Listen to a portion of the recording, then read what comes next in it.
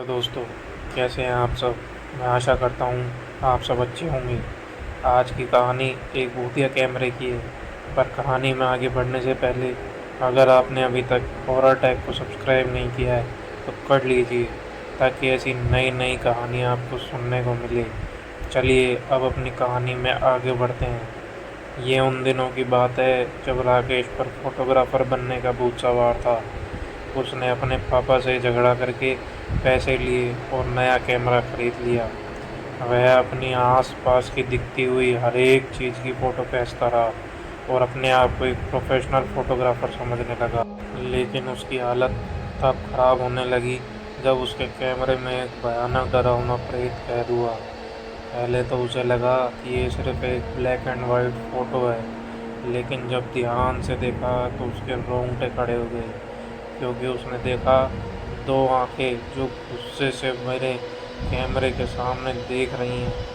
डर के कारण उसने वो फ़ोटो भी तुरंत डिलीट कर दिया और कैमरे को अलमारी में रख दिया। रात को करीबन 2 बजे के आसपास अलमारी से धीरे धीरे किसी चीज़ की आवाज़ सुनाई देने लगी।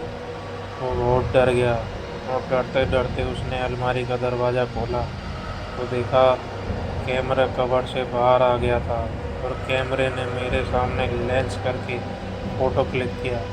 ये एक बहुत ही डराने वाली घटना थी। मैं तुरंत ही भाग के अपने रूम से बाहर निकल गया और घर के सारे सदस्यों को जगा दिया और उनको पूरी घटना बताई। उसके पापा ने रूम में गए और कैमरा चेक करने लगे, लेकिन मेरा कोई भी फ़ोटो दिखाई नहीं दिया। पापा ने ये देखकर मुझे कहा कि ये सिर्फ तेरा भ्रम है। मुझे भी लगा कि यह मेरा भ्रम ही है और मैं सो गया। दूसरे दिन दोपहर में नदी के तट पर बैठे मैंने कैमरे से फ़ोटो खींच रहा था। फ़ोटो खींचने के बाद मैं उन फ़ोटो को देखने लगा।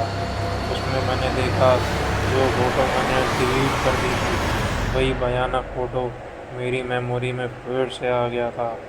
उसे देखकर मैं बहुत ही डर गया और तुरंत उस फ़ोटो को फिर से डिलीट कर दिया।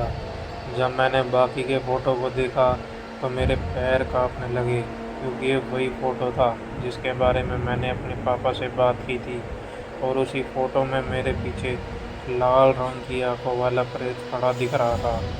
इस टाइम पे मैंने वो फ़ोटो डिलीट नहीं किया, लेकिन इसके अलावा बाकी के सारे फ़ोटो डिलीट कर दिए और तुरंत ही कैमरा लेके सीधे अपने पापा को दिखाने के लिए चला गया।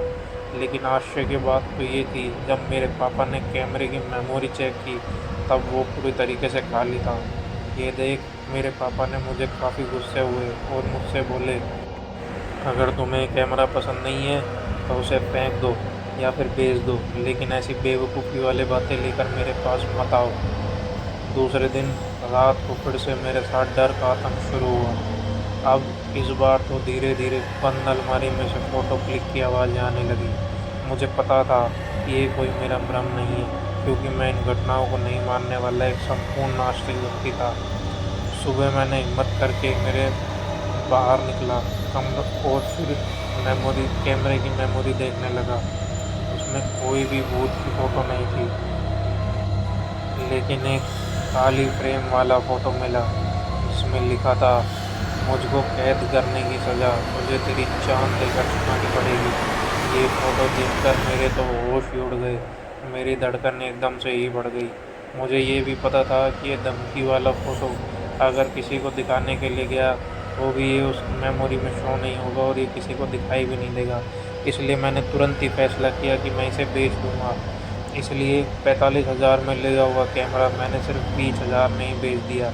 मुझे नहीं पता था कि आखिर किस तरह से वो भूत मेरे कैमरे में कैद हो गया, इसलिए मैंने उसे बेचना ही ज़रूरी समझा ताकि वो भूत मेरा पीछा छोड़ दे।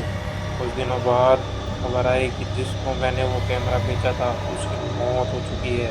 ये सुनकर मानो मुझे सदमा लगा और मैं काफ़ी डर भी गया। मैं सोचने लगा कि अगर वो कैमरा आज मेरे पास होता तो शायद आज मैं ज़िंदा नहीं होता। तो दोस्तों, कैसी लगी आपको ये कहानी हमें कमेंट में ज़रूर बताइए, ताकि मैं आपको ऐसी नई नई कहानियाँ सुनाते रहूँ। तो मिलते हैं अगली वीडियो में एक और नई कहानी के साथ।